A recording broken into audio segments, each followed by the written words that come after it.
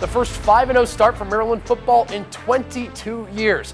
But it's not all sunshine and rainbows, though, here in College Park, especially for Maryland men's soccer, who have dropped its 5th game this season.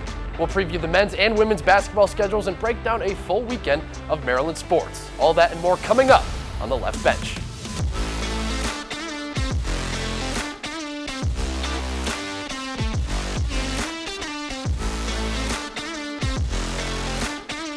As I've said before, I really like this team, man. They are fun to coach.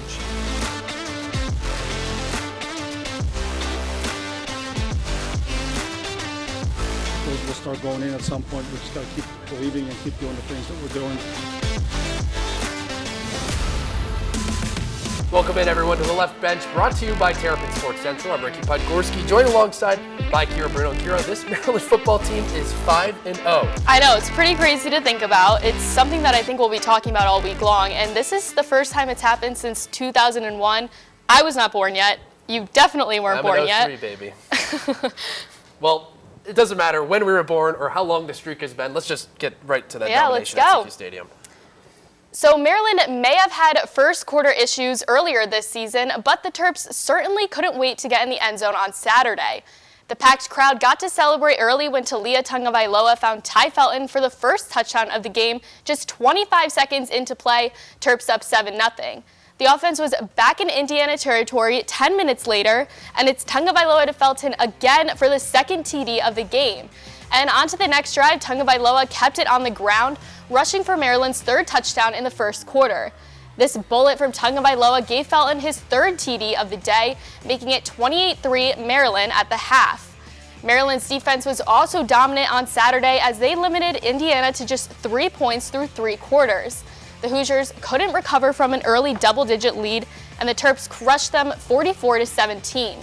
Here's what Mike Loxley had to say about his team's performance on Saturday. I thought today was probably the most complete game that we played in all 3 phases. Started fast, finished strong, playing to our standard. And usually if you play to your standard, you usually end up with the wins. And today we were fortunate to be able to do that. We just talked about him in the recap, but what Tai Felton did on Saturday was special, and it deserves a deeper dive. Nathan Schwartz has more. Maryland football is off to its hottest start in over 20 years, and a large reason for its success has been the receiving corps. But for Tai Felton, his season didn't get off on the right foot. Well, he's had some opportunity in games with some 50-50 balls that he hadn't come up with. I had a couple mistakes earlier in the season, a couple drops and stuff. But Felton's bad start would be short-lived. Coach Loxley says he loves guys that beg for the football. Now, Tai Felton isn't one of those guys, but when he had an opportunity to make a play on Saturday, he took full advantage. The junior caught 7 passes for 134 yards and 3 touchdowns and had a bit of an incentive for the big game. Today's my mom's birthday, so I know she's very happy for that one. So she was at a cheerleading competition watching the game on her iPad. So she was definitely screaming at her iPad and stuff like that. The first half is where Felton did the majority of his damage. First, he showed off his after-the-catch skills on the bubble screen, then split the safeties on an easy pitch and catch from Talia Tungavailoa, and then found the soft spot behind the linebackers for his 3rd score. And yes, he kept count. He's a really talented player, great speed, has the ability to make plays, and I'm hoping today kind of jump starts him to where that becomes the standard for him and how he can play for us. Felton knew that his time would come, and says the belief he has in himself and the support from the rest of the team led to his career day. It's definitely a confidence booster, 100%, but just believing in myself, I know what I can do. Ever since I kind of started playing football, I kind of know my skill set and what I can do. I know my coaches and teammates believe in me and trust in me, so I can't let them down, so I just got to keep moving.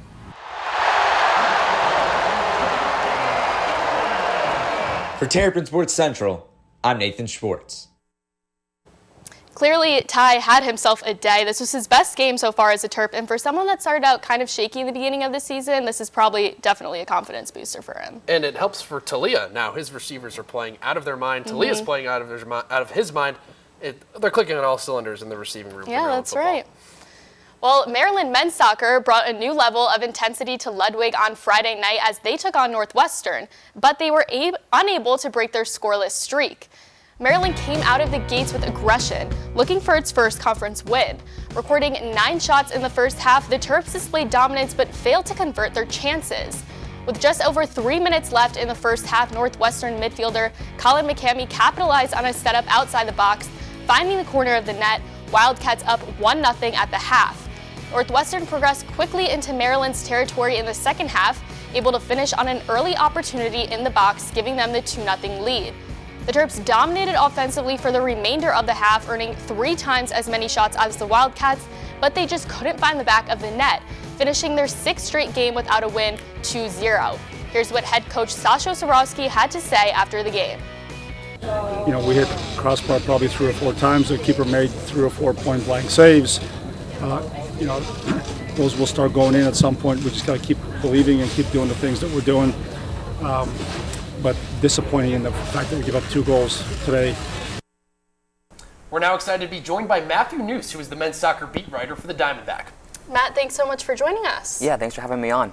All right, we're going to take it back to that game on Friday against Northwestern. Maryland had 15 shots total with 7 on target, but none of them could make it in the back of the net. So what do you make of this offense so far? Yeah, it's kind of like a tire that popped, just kind of sputtering right now.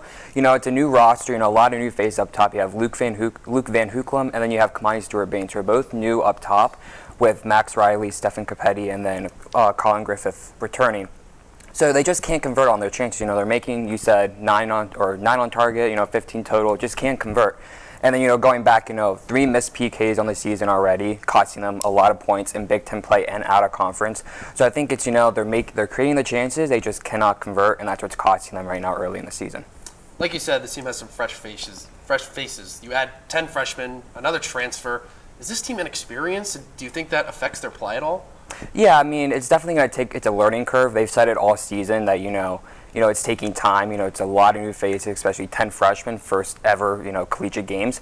Like I said, Luke and Kamani. Kamani's been the standout, I feel, up top. A goal and an assist in his 2nd ever game against UNC Greensboro. That's big for him, for his confidence in that group up top. But I think the biggest key is Leon Cole in the midfield, teaming up with the senior Alex Nitzel. They complement each other so much in the midfield, and it's helped just kind of stop the bleeding at the back. And then when you add Bjarne to an already experienced backline, the transfer from West Virginia, it strengthened that backline for them. So as you're just talking about, there are a lot of fresh faces on the team. It looks very different, this team, from last season's. So what's something that you think they kind of need to improve on to look somewhat like they kind of did last season? Yeah, I think it's just cutting out, the silly mistakes. In all 4 of their Big Ten games so far, they've made silly mistakes that have led to goals, and that's costed them with no wins and 3 losses in the conference so far. When they open up against Michigan, give away at the back, and then it's goalkeeper play. Jamie Lowell against Wisconsin, dropping one in the 6-yard box, they lose 1-0. Same thing with PSU and Penn State and Northwestern. Seeger makes a mistake in both of those games, and they lose 1-0 to Penn State and then 2-0 to Northwestern. So I think if they can cut out those silly mistakes and then gel up top, the goals will come because the chances are being created. And then if they stop giving up goals, they can definitely win some games going forward. Now, the last time Kira and I were at the desk, we had Nathan Schwartz and Brandon Schwartzberg join us on the show, and we asked them if they thought Maryland men's soccer would be the Big Ten champs again and repeat. Right now, Matt, do you think Maryland men's soccer can repeat as the Big Ten champs? Yeah, I'm going to have to go against Nate and say no. Only for the regular season, they're already 6 points behind, the leaders, Northwestern and Penn State, and they've already played them, so they can't make up any points if they play them again, because they won't. So I think you take out the regular season. I think the goal for them right now is to get to the top 4, host a first-round game in the Big Ten tournament. And then when you make it to the tournament, you don't have to finish top 8. You just have to win 3 games in a row. They've done that before in previous seasons. They can definitely do it again. So I think the biggest key is, get in that top 4, get a home playoff game at Ludwig, and then just win 3 in a row. And you never know. You never know is right. And we'll see if Nate or Brandon, and now Matt, we'll see if they're right at the end of the year. We'll just have to see how it plays out. Well, Matt, thank you so much for joining us and coming on and breaking down the team season so far. Yeah, of course. You can follow along with all of Matt's coverage on X at Matthew_News and on the Diamondbacks website at dbknews.com. Now stay right here, because when we come back, we'll be joined by our very own Alex Gary to break down Maryland men's and women's basketball schedules. We'll also talk field hockey, volleyball, and women's soccer, and a whole lot more when we come back. Stay right there. There are 16 million children struggling with hunger in America. That's 1 in 5 daughters, sons, neighbors, and classmates who don't know where their next meal is coming from. Yet billions of pounds of good food go to waste every year. It's time we do something about it. Feeding America is a nationwide network of food banks that helps provide meals to millions of kids and families in need. Visit feedingamerica.org to help them feed even more. Together, we can solve hunger. Together, we're feeding America. There's so many rewards in life. You coming into our home was one of the greatest rewards we could have ever had. You know, it took 20 years, and I got my third child, who was 17 at the time. It's so cool to watch the adult that you've become, and you really have done as much for us as you think we've done for you.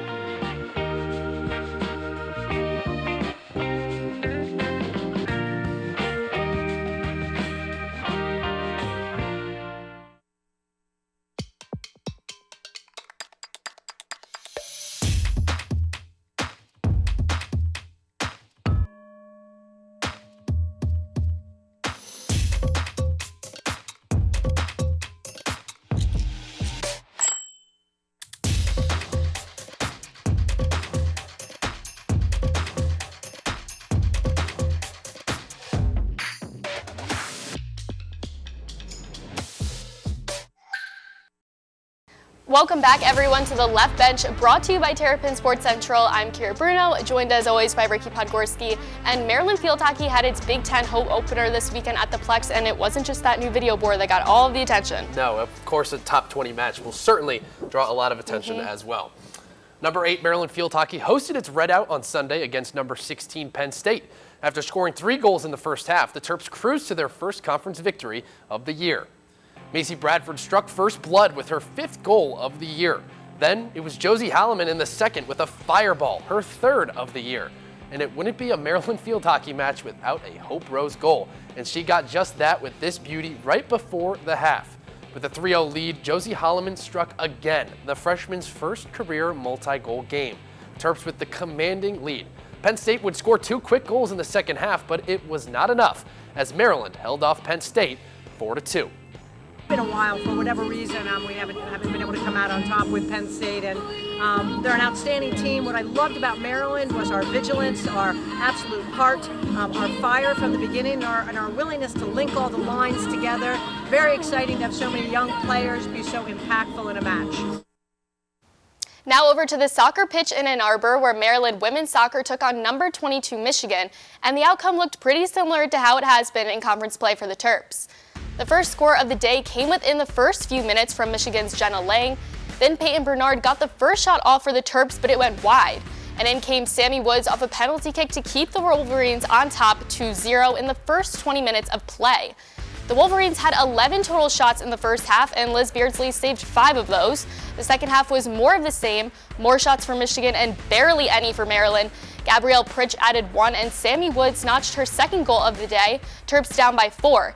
Kennedy Bell had a chance in the 78th minute, but it was saved by the Wolverines keeper. Maryland takes their 4th conference loss, this time 4-0. Maryland football may be headed to Columbus this weekend, but it was Maryland volleyball that took on Ohio State first, and it was not a pretty outing for the Terps. The first set was the closest of all 3. The Terps had 8 kills led by Sydney Dowler, but it was Maryland who dropped set 1 23-25. Set 2 was more of the same, nearly identical stat lines for both teams. It was OSU who capitalized on 10 Maryland errors, taking the second set 25-22. Terps down 0-2, trying to get something going in the third set, but it was too far, way too late, as the Buckeyes laid down the hammer, winning set 3 25-12. Maryland falls to 12-4 and 2-2 in conference. We're only 1 month away from the return of basketball in College Park. Maryland men's and women's basketball's road to March has been made clear as they both have announced their Big Ten schedules. Alex Gary joins us to preview some key matchups to look forward to for both squads this season. Alex? Yeah, guys, both squads have a pretty competitive schedule that should test whether they're capable of winning any hardware this season. So let's start with the men's out of conference and look at their slate. The real first test will come at the end of November when they travel to Philadelphia for their matchup with Villanova. Familiar faces will be in Philly as former Terp Hakeem Hart now calls Villanova home. Aside from Hart, the Wildcats are a team looking to turn a new corner after a tough 2023 campaign where they went 17-17. Villanova is projected to be ranked somewhere in the high teens entering this season. Now jumping to December 22nd, Maryland will face off against UCLA in Los Angeles. This game was highly anticipated top 20 matchup last year, but Maryland failed to make that game competitive, falling by 27 points. This game will look very different for the Bruins. Jaime Jaquez Jr., David Singleton, and Jalen Clark torched the Terps last matchup, but now they're all gone.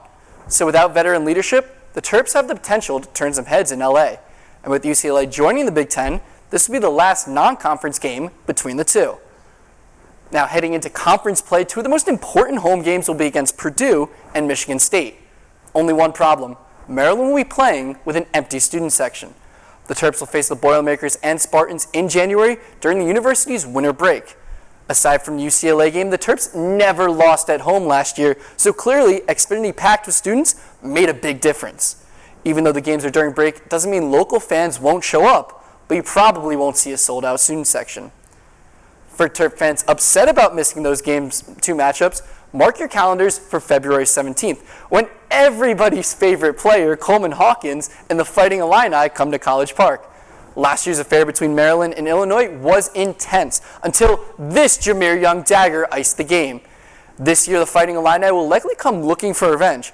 Like Maryland, Illinois has kept together their core of Terrence Shannon Jr., Coleman Hawkins, and Dane Danger.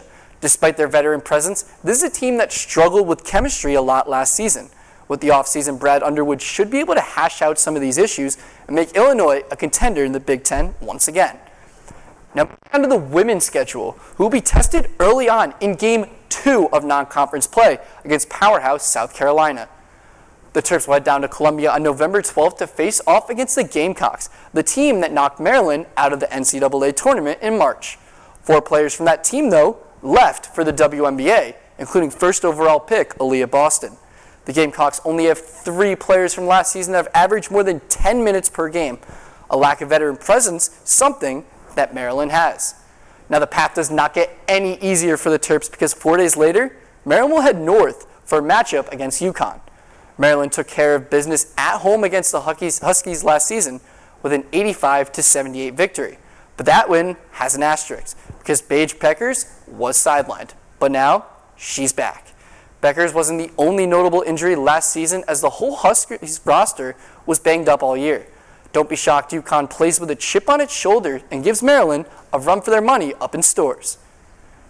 And the women's Big Ten conference schedule is headlined by competitive affairs, but one game sticks out above the rest. February 3rd, the day Caitlin Clark and the Iowa Hawkeyes returned to Xfinity. Now last year, there was no bigger name in all of college basketball than Caitlin Clark. She accomplished so many feats en route to a finals appearance, but one accolade she didn't topple was a win in College Park. The last time these teams faced off in Xfinity, Clark had one of her worst performances of her career. She scored 18 points, shooting 5 for 13 from the floor, as the Hawkeyes lost by 28. Iowa would get a close game back on Maryland in the Big Ten tournament, but the dominant display in Xfinity showed how much of a difference the Maryland faithful can have on a game. For the next matchup in College Park, Clark will likely come determined to silence Terp Nation. And guys, both these teams have the ingredients to not only compete for a Big Ten championship, but to compete for a national championship come March. Back to you guys. Yeah, Alex, I also want to point out, I want to take it back to those 2 games, Michigan State and Purdue, at home during the university's winter break. We obviously cannot forget about the storming the court against Purdue last season. So, I don't know, it'll be interesting to see how they do without those students there. I know, Maryland students won't have the chance to storm the court with Zach and Purdue again, but I'm looking forward to that UConn-Maryland women's basketball game. I'm from Connecticut. I will be up in stores definitely to catch that one because I love watching those 2 teams play. Yeah, and Caitlin Clark coming back to Xfinity, that will be an exciting game too for those fans. Well, stay right here because when we come back, Ricky and I will head over to Studio B to introduce a brand new game, TSC Wheel of Fortune. And as always, we'll crown our Terp of the Week Pro Terp in top 5 place. Stay with us. I tell my son, I love you every single day. I love you. Now, my dad has never said that to me. Not because he doesn't love me, but because culturally it wasn't comfortable for him. Now that he's a grandfather, he says, I love you to my son every time he sees him. My advice to all the fathers out there, forget the cultural restrictions. They grow up way too fast for you to waste even a single precious moment.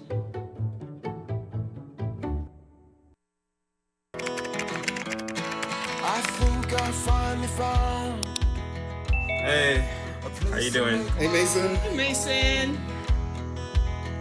Got a new house. It's looking pretty cool so far. A place that I call home. I'm teaching Louise how to cook some lasagna. It only takes a spark to make a fire start.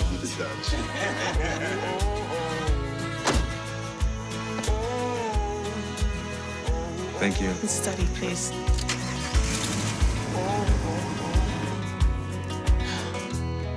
I think I finally found a place to make my own.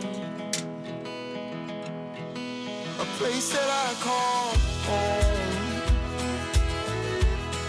This place that I call home. Welcome back to the Left Bench, presented by Terrapin Sports Central. I'm Ricky Podgorski with Kira Bruno, and we've moved over to Studio B to try something brand new that I am very, very excited to try. Yeah, me too. So obviously we can tell we're going to be playing some Wheel of Fortune, but our own version. I'm super excited about this. I used to kill this game on the DSi, so good luck. The DSi? Yeah. I was a cool watch it after kid. dinner with my mom, so we'll see how we do. So how we're going to play is, Brendan, you can come on out here. He's got a wheel for us that somehow Ricky owns. I don't really know how. I'm a little bit confused about it. And we're going to spin the wheel. It has one of our names on it, or lose a turn, anything like that. And then we'll guess the letter. One of our producers, Nate, he's in the corner over there. He picked out 3 phrases for us. So I'm excited to see how this goes. And he'll let us know if we got a letter, and he'll draw it on for us. If anybody knows his sayings in Maryland athletics, it's Nate. So yeah. Let's see that first one. Do you want to spin the wheel first, or should I? You can go ahead and spin it first. Vanna White, or Brandon, sorry. The smile. Me, okay. Oh, look at you. R. Any R's? There is an R. Nate says there's an R. Sweet. Okay. All right. Should I spin it again? No, I go. You spin the wheel. Oh, you're right. I'm sorry. Spin the wheel. Do you really? I know. Now I sound like I'm not actually a fan. This is embarrassing. Yes. S. Oh goodness, this is not good. Take short time. So now I go. Yeah, you Brendan, spin the come on. wheel. I'm spinning. Me again. Jeez. I really have no idea what See, this the thing is. is, this isn't really Wheel of Fortune because it's money involved. I know. T. Yes. Ooh, 2. All right, wheel boy. I don't let's want to go. speak out loud because I feel like then I'll give it away to you, but I really. Well, I'm gonna assume that this is 2. So spin the wheel. Oh, I'm sorry. I was thinking I was getting really into it. Froze. Oh, lose a turn. Great. Lose a turn. Okay, my spin now. Wait, no, I just go. Yeah, you go. A. No A. No A. So now I go, right? Even Yep. though, okay, yeah. Really? A is like the most popular letter in the English language. Me. O. Oh. I don't know why you wouldn't guess it now when you said you knew it was 2. Oh, you are right. Oh, I thought there'd be. Is there only 1? Yes. We don't actually tap them, but another one. What? I go again. I'm trying to like count in my head the letters. What? Nate, what? Oh, Ricky, it's you. Me? Okay, let's go with E. I wonder if anyone else. This might help. Uh-oh. How do I get back to the pen? Command Z, Command Z. There you go. Wait. E. Just Command Z it. E. Oh. Command Z. Now do Okay. it again. Sorry for technical difficulties here. It's just first time trying it out. Another E. Another E. Whoa. Another one? Wait, they need to be more quiet back there. Because I can hear what they're saying. R. Can you tell them that, please? Yeah, stop spoiling it. I don't want to cheat over here, guys. All right, we need to spin again. Goodness, I have no idea. Oh, I did not realize this word was this long. I like completely missed that whole section. Kira. Oh my gosh. I know it! I know it. What do you say? Welcome to Terpsville. Woo! You're supposed to say, I'd like to solve the puzzle. Oh, I got too excited. So, That's okay, welcome it to still Terpsville. counts. Okay. That right. was actually my Instagram caption the other day. Well, welcome to Terpsville, I guess. Did you notice the new sign they had in front of the stadium? It was awesome. Very cool. All right, well, that was a long word, I guess. Let's go to the next one. Kira's winning 1-0. So I go first now, because I won, yeah, right? you can go first since you won. Sorry, I got too excited. Okay. Oh, wait, it's, me, right? What does it say? I think it's me. It's pointing more. You Kira. Get help out here. Kira. I think it's me. R. First letter. Oh, Spin it.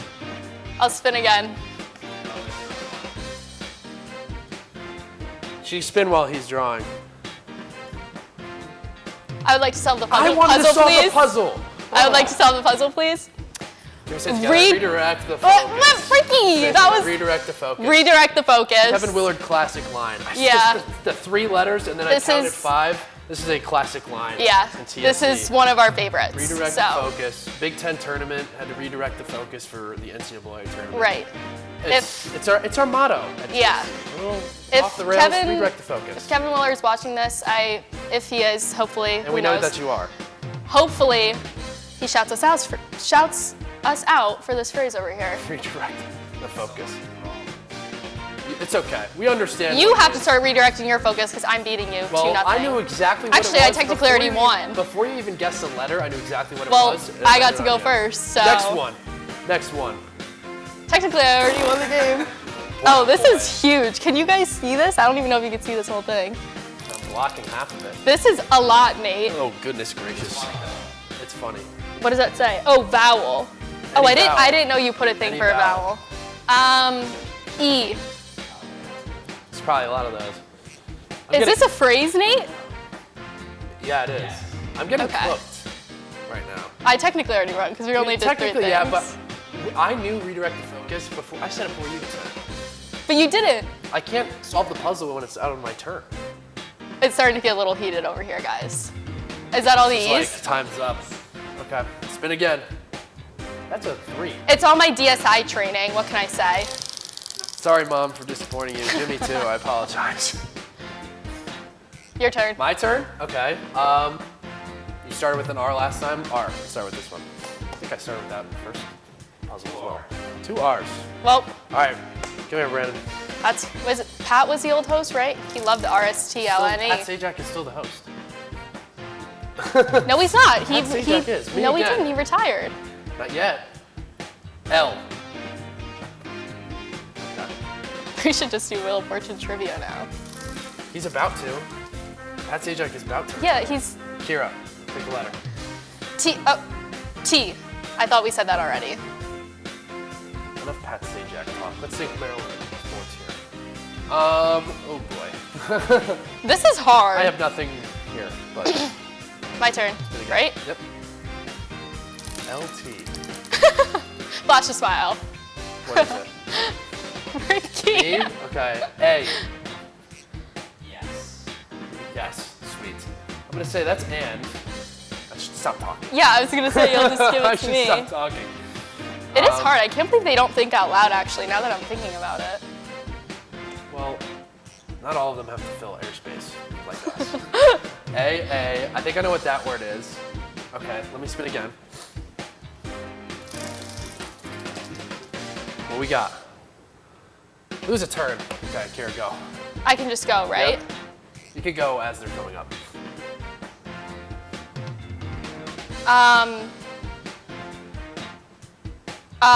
D. That's what I thought. One of them. Okay. I think I know what this word is. Wait, I know what the ending is. Can we agree we know what this word is? Yeah. No, I know what all this is. Do you not? No. Should I help him? No. I shouldn't. I know. Well, I know what that word is. Oh, God. All right. Wait, I know. Spin the wheel. It's your turn. Don't get too I don't know. distracted. Play the game here. She's going to sweep me 3-0, and I'm never going to hear the end of it. Nope. Oh, it's your turn. Okay. Go with what I know, M. M as in M&M's. Okay, that's new. All right, that's it though. Is that it for M's? Okay, so I didn't, okay. Not exactly what I I thought. know, I can't. What is it? I can't see. Me again? N. N as in no. Oh, what is this? What's Wait, the heck? oh my God. All right, let me spin again. Is this like a line of me? You know. Kira. It's a lot harder when you're this close to the monitor. Oh my goodness. Oh my God, I know exactly what it is. I know what the. I got it. No, I still have to go. Spin the wheel, spin the wheel. No, spin the wheel. I got it. Oh, yeah. Please be me, please be me. Wait, I know exactly let me what- think, spin the let me wheel, Spin think. the wheel, nope, spin the wheel, spin the wheel, spin the wheel. Please be me, please be me. Bleh. What does it say? Any letter. Put any letter in the board. God, I know exactly what. Yeah, are you serious? Okay. That's the one I knew. Spin? No, me. Spin. You, I need to think. Spin it. Please spin it. Please spin it. Spin it. Gosh. Oh my God. It's right in front of you. I know. I don't know Right why. in front of you. Come on. I can't even think of what word it can make up. Should we give her a timer? No, I can't even think of what word it can make up. Why? Oh, ooh. Oh, that's. Oh, I knew it! I would like to solve the puzzle, please. I'm Kevin McNulty, and I have Maryland pride. Yeah. Kevin McNulty, Woo! former 3 executive and producer 0. of TSC. I knew that. Oh my God, he's gonna ago, text me and be Buster. like, "How did you not know my name sooner?" Yeah. Yeah, but I had the rest. I just didn't have the name. I mean, I play smart. I was smart. I knew exactly what it was the last 2 times, but Well, the you got wheel unlucky. wasn't working to my favor, which is okay. But that's all of the Wheel of Fortune we have today. So I think Fun it's game. time for us to get into some of our awards. Yeah, so we'll start off with Terp of the Week, and it's just right about the time to crown our Terp of the Week. And we've talked about this guy a bunch already, so why stop now? Tai Felton just went off this weekend against Indiana and had his best game as a Terp, so this was a pretty clear pick for us.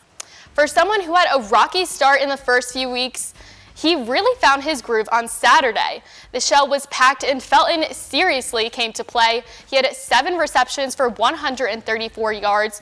Oh, and he got not 1, not 2, but 3 touchdowns. You'll see in a little bit him counting his fingers over there. And shout out to our Nathan Schwartz for that one. I knew he loved that shot. Felton is now the first player in Maryland history to have 3 receiving touchdowns in the first half. Congrats to Ty on being crowned our Terp of the Week. And our Pro Terp, a consistent recipient of the award, my current fantasy football favorite player, Stefan Diggs. Diggs nearly single-handedly outscored the Dolphins on Sunday. He had 6 catches for 120 yards, and oh yeah, 3 touchdowns. Diggs has been and will continue to be Josh Allen's favorite target. So who knows, if his play continues, we might see him as a Pro Terp again later down the line. And a little fun fact, Diggs had nearly an identical stat line to our Terp of the Week, Tai Felton. And it was quite the weekend for both of those Terp receivers. Congrats to Stefan Diggs on being crowned our Pro Terp and for dropping 36 fantasy points. Yeah, I'm sure you're happy about that one, but I don't know, maybe sports is a little bit scripted with those almost exact stats between the two of them. He saved my fantasy team this week. I can't really complain other than that. All right, Kara, top 5 plays. Get into it. You start us off. All right, in at number 5, we have Talia Tungabailoa's 62-yard pass to Jon Jones. This was actually the first throw of the whole game on Saturday against Indiana. This made Talia surpass 9,000 passing yards and Jon 1,500 receiving yards. So that duo played awesome on Saturday. All right, for play 4, we're staying with Jon Jones. A swivel, a swavel. Took that from Kira's vocabulary My last favorite. week. Juking 2 defenders and cutting through the defense. Here's one juke to the right, one to the left. Jon Jones looked like a blur out there on that play. Yeah, Number 4. you were just doing it right over there. In at number 3, we have Macy Bradford for field hockey against Penn State. She had a quick goal right here. This was, I think, about 3 minutes into play, probably. Way to go for Macy right there. We're staying with field hockey. Hope Rose from all the way from downtown off the penalty corner. Hits it in from almost across the field, it seems like. Hope Rose scoring yet again for Maryland field hockey. What a shot from Rose. And in at number 1, we just had to go with, of course, Tai Felton, one of his touchdowns. This was, I believe, his second one of the day, 29-yard touchdown. I mean, 3 on the day, one of his best games in a Maryland uniform. And also, I mean, he mentioned that it was his mom's birthday, so I'm sure his mom was very happy about those touchdowns. Probably, and can't really get much more open than he was on I know, day. yeah, wide open right there. It's just another telltale of how good of a day Tai Felton had on Saturday. And that will do it for this edition of The Left Bench. Matthew Neus and Alexa Wooten will have you covered for next week. Be sure to keep up with all of Terrapin Sports Central's coverage on X, Instagram, YouTube, and online at terrapinsportscentral.com. We'll see ya when we see ya.